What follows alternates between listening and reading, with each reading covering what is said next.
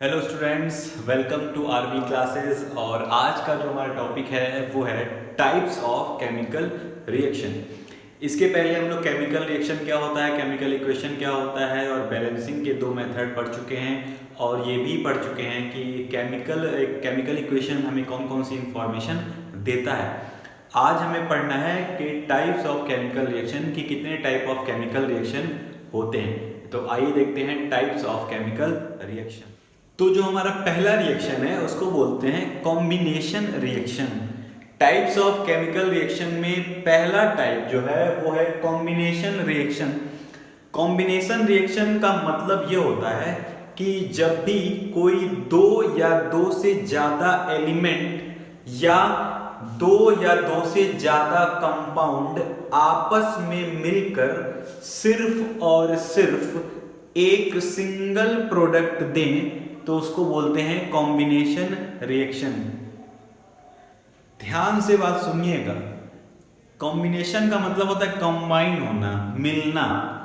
तो मिलने के लिए कम से कम दो लोग तो चाहिए, अकेले ही नहीं खुद से मिलना है।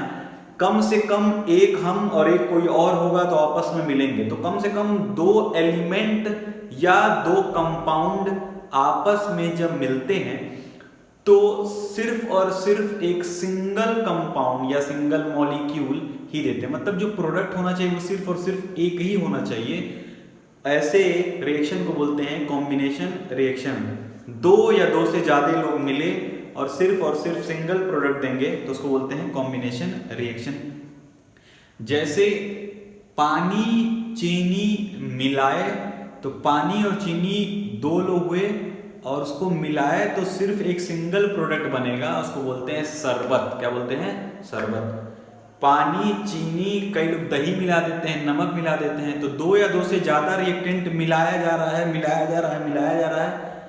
बनेगा सिर्फ और सिर्फ एक शरबत, एक ही प्रोडक्ट। तो ऐसे रिएक्शन को बोलते हैं कॉम्बिनेशन रिएक्शन। अब उसका कुछ एग्जाम्पल देखते हैं, कुछ केमिकल रिएक्शन देखते हैं ऐसे कौन कौन से हैं। कुछ एग्जाम्पल है कॉम्बिनेशन रिएक्शन के, वो हैं C+O2 carbon plus oxygen gives that carbon dioxide. कितने रिएक्टेंट आपस में मिल रहे हैं? दो रिएक्टेंट मिले और प्रोडक्ट हमेशा क्या रहेगा? सिंगल।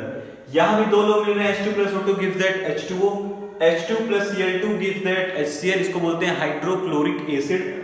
CaO+CO2, CaO को बोलते हैं calcium oxide plus carbon dioxide, दे रहा है CaCO3 मतलब कैल्शियम कार्बोनेट। ये NO+O2 gives that NO2। NO को बोलते हैं नाइट्रिक ऑक्साइड। क्या बोलते हैं? Nitric oxide. जब ऑक्सीजन के साथ मिलता है तो 2NO2 बोलता है और NO2 को बोलते हैं नाइट्रोजन डाइऑक्साइड। तो ये जो एग्जांपल थे वो थे कॉम्बिनेशन रिएक्शन के। इसमें सिर्फ और सिर्फ ध्यान रखिएगा सिंगल प्रोडक्ट बनेगा, सिंगल प्रोडक्ट। एक चीज और मैं ध्यान दिलाना चाहूंगा, ये एक एलिमेंट है, ये भी एक एलिमेंट है, बट यहां पे देखिए ये एक कंपाउंड है और ये भी एक क्या है? कंपाउंड है। मतलब एलिमेंट मिलकर भी प्रोडक्ट बना सकते हैं और कंपाउंड भी मिलकर बना सकते हैं। एक कंपाउंड एक एलिमेंट भी हो सकता है। जैसे एक एलिमेंट एक कंपाउंड मिलकर क्या बना रहा है? एक प्रोडक्ट बना रहे हैं। तो ये एग्जांपल था कॉम्बिनेशन रिएक्शन का। और नेक्स्ट जो हमारा टाइप ऑफ केमिकल रिएक्शन है वो है डीकंपोजिशन रिएक्शन। डीकंपोजिशन रिएक्शन का मतलब होता है कि कोई भी एक सिंगल कंपाउंड जब दो या दो से ज्यादा अपने सिंपलर सब्सटेंस में टूट जाता है तो उसको बोलते हैं डीकंपोजिशन रिएक्शन। कहने का मतलब ये है कि जब कोई एक सिंगल कंपाउंड, जैसे मैं एक सिंगल आदमी हूं तो मैं दो या दो से ज्यादा टुकड़ों में तोड़ दिया जाए तो उसको बोलते हैं डीकंपोजिशन रिएक्शन। मतलब मेरा क्या हो गया है? डीकंपोजिशन। रिएक्शन का जो डेफिनेशन लिखा है कि those reaction in which a single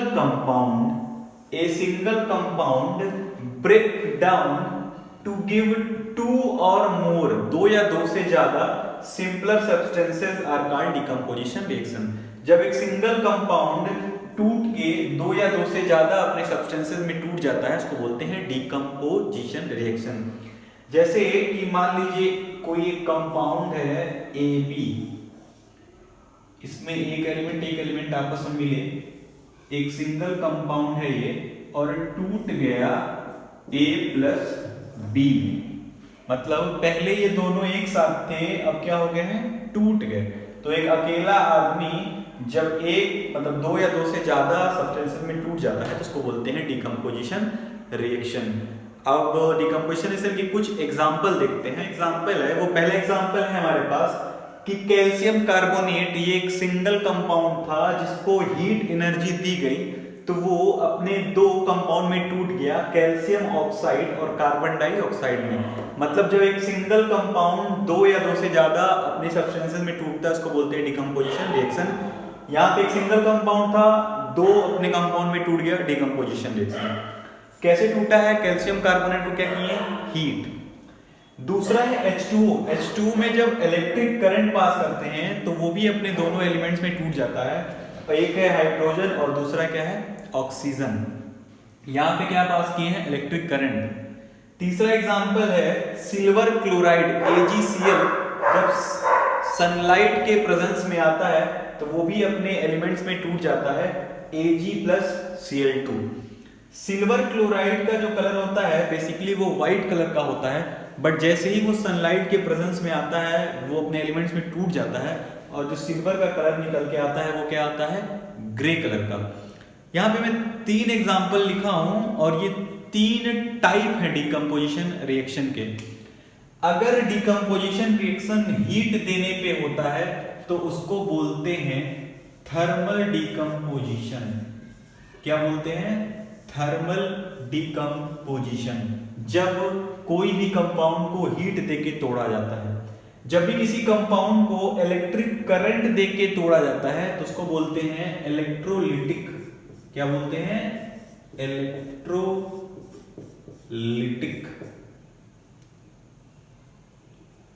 electrolytic decomposition reaction. और जो तीसरा है, जब सनलाइट के प्रेजेंस में कोई कंपाउंड अपने आप ही टूट जाता है तो उसको बोलते हैं फोटो डिकम्पोजिशन। बोलते हैं फोटो डिकम्पोजिशन रिएक्शन। क्लियर है। तो डिकम्पोजिशन रिएक्शन अपने अंदर ही 3 टाइप का होता है। अगर उसको आप हीट देके तोड़ रहे हैं तो उसको बोलते हैं थर्मल डिकम्पोजिशन रिएक्शन, और अगर आप उसको इलेक्ट्रिक करंट देके तोड़ रहे हैं तो उसको बोलते हैं इलेक्ट्रोलिटिक, और अगर आप उसको सनलाइट के प्रेजेंस में टूट रहा है तो उसको बोलते हैं फोटो डिकम्पोजिशन रिएक्शन। तो ये था decomposition reaction. Next type of reaction है डिस्प्लेसमेंट रिएक्शन। अब डिस्प्लेसमेंट रिएक्शन क्या होता है समझते हैं। जैसे मान लीजिए आप स्कूल गए और अपने क्लास में एंटर किए और देखे कि सारा जो सीट है बैठने वाला, सारा जो बेंच है वो पहले भर चुका है, मतलब बच्चे इतने ज़्यादा बैठ गए हैं कि आपको बैठने का जगह नहीं है। तो आप अपना बैग लटका के गए और किसी के सामने खड़े हो गए, उठ निकल, नहीं निकला तो 2-4 थप्पड़ दिए और क्या हो गया, वो निकल गया। तो हुआ यहाँ पे ये कि आप जो थे या तो उस क्लास के डाउन रहे होंगे या बहुत ताकतवर रहे होंगे, जिसकी वजह से वो जो लड़का या लड़की को आप वहां से उठाए हैं उसके पोजीशन से हटा के खुद जाके वहां पे क्या हो गए, बैठ गए। मतलब उस लड़की या लड़के को आप वहां से डिस्प्लेस कर दिए हैं। अच्छा, आप क्लास में आए, उसको थोड़ा बहुत डराए धमकाए और वो क्या हो गया, हट गया। क्यों हटा? क्योंकि आप डराए और उसको धमकाए हैं। मतलब आप जो थे आपके पास उससे कुछ ज्यादा एनर्जी थी, जिसकी वजह से आप उसको क्या कर दिए, डिस्प्लेस कर दिए कि चलो निकल, यहाँ मैं बैठूंगा। आप वहां पे जाके बैठ गए और वो क्या हो गया, हट गया। मतलब उसको उसकी पोजीशन से आप हटा के अपने जाके वहां बैठ गए। ऐसे ही रिएक्शन को क्या बोलते हैं, डिस्प्लेसमेंट रिएक्शन। जब कोई मोर एक्टिव एलिमेंट किसी कंपाउंड में से लेस एक्टिव एलिमेंट को हटाकर खुद जाके वहीं बैठ जाता है तो उसको क्या बोलते हैं, डिस्प्लेसमेंट रिएक्शन। जैसे मान लीजिए, इसको पढ़ते हैं बाद में, पहले यहां समझ लेते हैं। जैसे मान लीजिए आप ये हैं A और इस क्लास में मान लीजिए BC है, कोई एलिमेंट यहाँ पे बैठे हुए हैं, ठीक है। आप क्लास में आए और देखे 2 ही सीट थी, 2 ही जगह था और दोनों पे कोई ना कोई बैठा हुआ है। तो आप गुंडा टाइप आदमी है आए और बी को कहे चल निकल, और बी को यहां से निकाल दिया और खुद जाके वहां पे क्या हो गया, बैठ गए, तो बन गया ए सी। आप सी के साथ बैठ गए और बी को क्या कर दिए, अलग कर दिए। तो जब कोई ज्यादा एक्टिव एलिमेंट लेस एक्टिव वाले एलिमेंट को उसके पोजीशन से हटाकर खुद बैठ जाता है तो उसको क्या बोलते हैं, डिस्प्लेसमेंट रिएक्शन। यहां पे वही बात लिखी है कि those reaction in which A more active element, मतलब बहुत ही खतरनाक एलिमेंट, बहुत ही ज्यादा एक्टिव एलिमेंट डिस्प्लेसेस ए लेस एक्टिव एलिमेंट। जो मतलब लेस एक्टिव एलिमेंट है, पूरा गुड्डा उड्डी है, आराम से कोई मतलब नहीं है, बैठा हुआ है, उसको उसके जगह से आप क्या कर दिए, डिस्प्लेस कर दिए। ऐसे रिएक्शन क्या बोलते हैं, displacement reaction. Those reaction in which A more active element displaces A less active element from it compound, उसके कंपाउंड से इसको आप डिस्प्लेस कर दिए और खुद जाके बैठ गए, उसको बोलते हैं डिस्प्लेसमेंट रिएक्शन।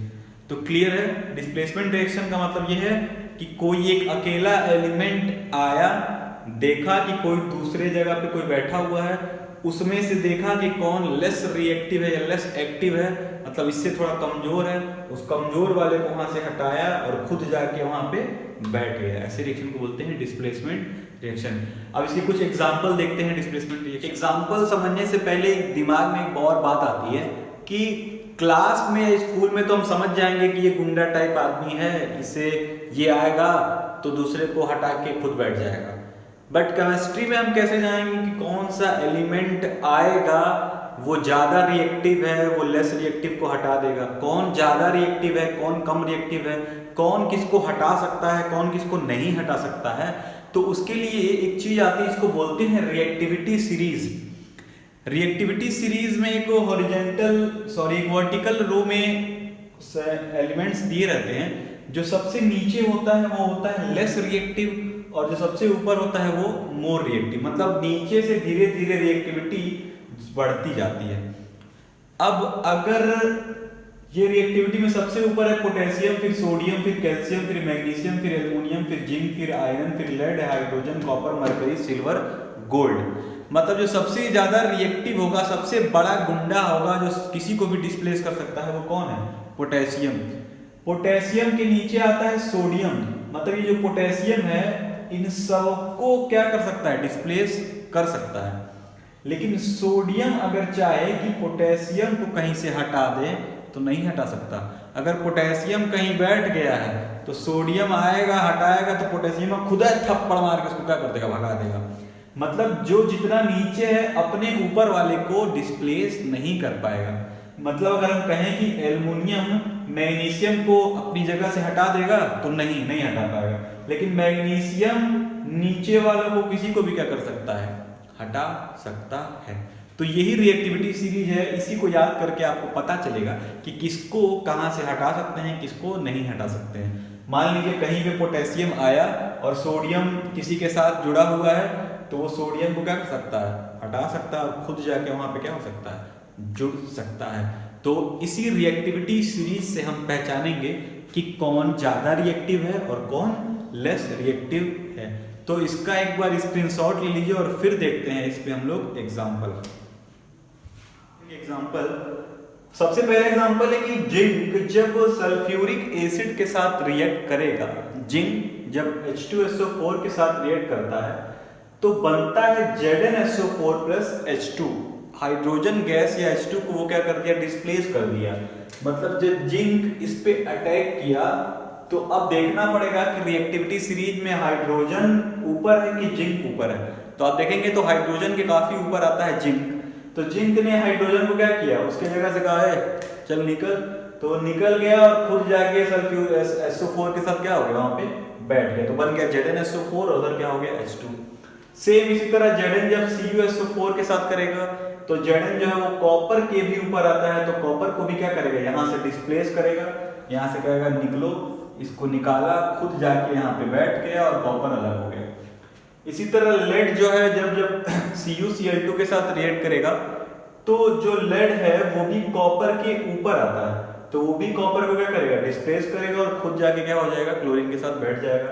इसी तरह जब आयरन है वो भी कॉपर के ऊपर आता है, तो वो भी कॉपर को क्या करेगा, डिस्प्लेस करेगा और FeSO4 प्लस Cu बन जाएगा। तो ये था डिस्प्लेसमेंट रिएक्शन का एग्जांपल, जहां एक मोर एक्टिव एलिमेंट, ये सब जो हैं बहुत एक्टिव एलिमेंट हैं, इन सब लेस एक्टिव एलिमेंट को क्या कर रहे हैं, अपने पोजीशन से हटा रहे हैं और उनके पोजीशन से हटा रहे हैं और खुद उनकी पोजीशन पे जाकर क्या हो जा रहा है, विराजमान हो जा रहे हैं। तो ऐसे रिएक्शन को बोलते हैं डिस्प्लेसमेंट रिएक्शन। तो यहां तक क्लियर है ना। नेक्स्ट रिएक्शन देखते हैं। तो नेक्स्ट रिएक्शन है हमारा डबल डिस्प्लेसमेंट रिएक्शन। अभी हमने पढ़ा है डिस्प्लेसमेंट रिएक्शन और अब है डबल डिस्प्लेसमेंट रिएक्शन। अब डबल डिस्प्लेसमेंट रिएक्शन में क्या होता है, जैसे मान लीजिए कि आप अपने पापा के साथ, अपने पिताजी के साथ कहीं घूमने जा रहे हैं ट्रेन में, आप और आपके पिताजी ट्रेन में बैठ गए, ठीक है, और एक्सीडेंटली आपने देखा कि आपके सामने वाले बर्थ पर आपका ही दोस्त अपने पापा के साथ बैठा हुआ है। आप अपने पापा के साथ बैठे हुए हैं और जस्ट सामने वाले बर्थ पर आपका ही दोस्त आप अपने पापा के साथ बैठा हुआ है। तो होगा ये कि आप चाहेंगे कि आप अपने दोस्त के पास चले जाएं, और अगर अंकल लोग भी एक दूसरे को जानते होंगे तो वो चाहेंगे वो लोग एक पास आ जाएं, आपस में बात करेंगे, और दोनों बच्चे एक पास चले जाएं, आपस में बात करेंगे। तो यहाँ पे होता क्या है कि जो दोनों कंपाउंड थे, आपके फ्रेंड और उसके पापा, और आपके पापा और आप खुद, एक कंपाउंड आप और आपके पापा, एक कंपाउंड आपका फ्रेंड और उनका पापा, जब दोनों लोग आपस में आयनों का एक्सचेंज करते हैं, आयंस का एक्सचेंज करते हैं, मतलब एटम्स का एक्सचेंज करते हैं दोनों लोग, तो ऐसे को बोलते हैं डबल डिस्प्लेसमेंट रिएक्शन। मतलब अब चाहेंगे आप या तो अपने दोस्त के पास चले जाएं, उसके पापा यहाँ आ जाएं, या तो आपके पिताजी उनके पास चले जाएं और आपका दोस्त आपके पास चले जाए। मतलब एक लोग यहां से वहां जाएं और एक लोग वहां से यहां आए, तो ऐसे को बोलते हैं डबल डिस्प्लेसमेंट रिएक्शन। जैसे मान लीजिए AB, आप और आपके पापा, आपका दोस्त उसके पापा।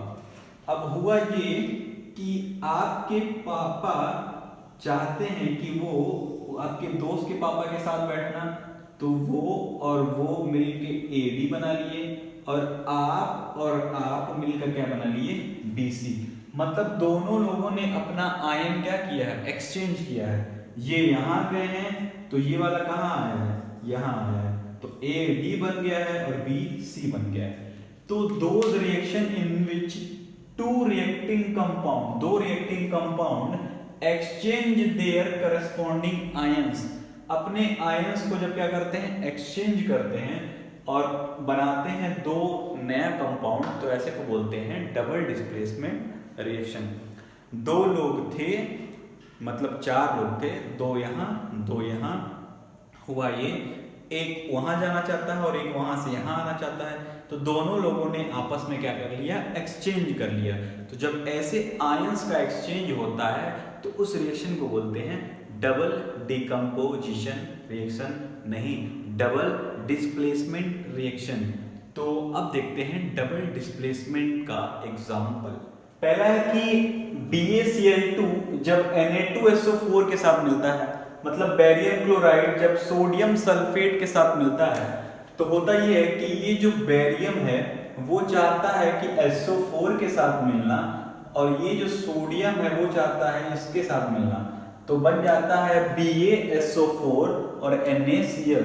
मतलब ये दोनों आयंस क्या करते हैं, जब टूटते हैं, ये कंपाउंड जब टूटता है, अपने आयनों में टूटता है, तो एक आयन यहां से वहां और एक आयन वहां से यहां, मतलब अपने आयनों में क्या हो रहा है, एक्सचेंज हो रहे हैं, ऐसे को बोलते हैं डबल डिस्प्लेसमेंट। सेम यहां पे भी वही हो रहा है। सिल्वर नाइट्रेट जब सोडियम क्लोराइड के साथ मिल रहा है, तो ये सिल्वर चाह रहा है इस क्लोरीन के साथ जाके मिल जाना, और ये सोडियम चाह रहा है इस नाइट्रेट के साथ मिल जाना, तो बन जा रहा है सिल्वर क्लोराइड और सोडियम नाइट्रेट। इसी तरह जो कॉपर है सल्फेट, वो हाइड्रोजन सल्फाइड, ये है हाइड्रोजन सल्फाइड, तो ये सल्फर के साथ जा रहा है मिलना, और ये इसके साथ, तो कॉपर सल्फर के साथ मिला तो कॉपर सल्फाइड, और H2SO4 के साथ मिला तो H2SO4।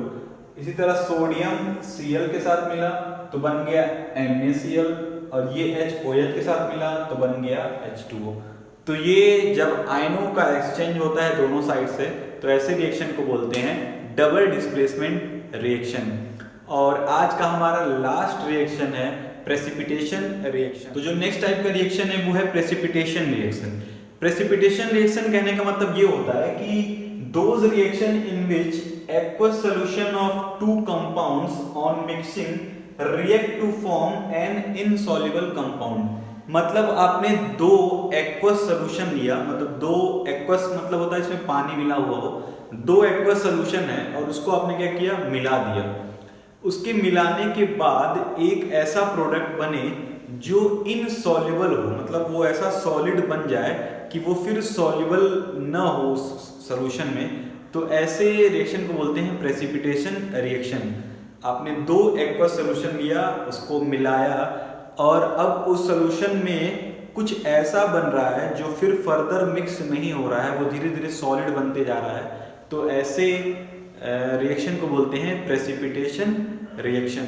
तो जो एग्जांपल है प्रेसिपिटेशन रिएक्शन का वो है कॉपर सल्फेट जब अमोनियम हाइड्रोक्साइड के साथ मिलता है। ये दोनों एक्वस सॉल्यूशन है, ये दोनों जब आपस में मिलते हैं तो बनता है कॉपर हाइड्रोक्साइड और अमोनियम सल्फेट। तो जो कॉपर हाइड्रोक्साइड बनता है वो प्रेसिपिटेट बन जाता है। प्रेसिपिटेट का मतलब होता है वही इनसॉल्युबल सब्सटेंस। तो ये जो सब्सटेंस बन रहा है वो अब फर्दर पानी में सॉल्यूशन में सॉल्युबल नहीं होता है। दूसरा रिएक्शन है जब कॉपर सल्फेट हाइड्रोजन सल्फाइड के साथ मिलता है तो बनता है कॉपर सल्फाइड और सल्फ्यूरिक एसिड, और ये जो कॉपर सल्फाइड बनता है वो भी है प्रेसिपिटेट, मतलब इनसॉल्युबल सब्सटेंस। तो ये दो रिएक्शन से, दो एग्जांपल से प्रेसिपिटेशन रिएक्शन के। तो आज हम लोगों ने टाइप्स ऑफ रिएक्शन देखा। तो आज का जो लेक्चर है वो यहीं पे एंड होगा, और नेक्स्ट लेक्चर में हम देखेंगे ऑक्सीडेशन एंड रिडक्शन। बहुत ही इंपॉर्टेंट है ऑक्सीडेशन एंड रिडक्शन आपके बोर्ड एग्जाम्स के लिए। तो नेक्स्ट लेक्चर को जरूर देखिएगा और बाय।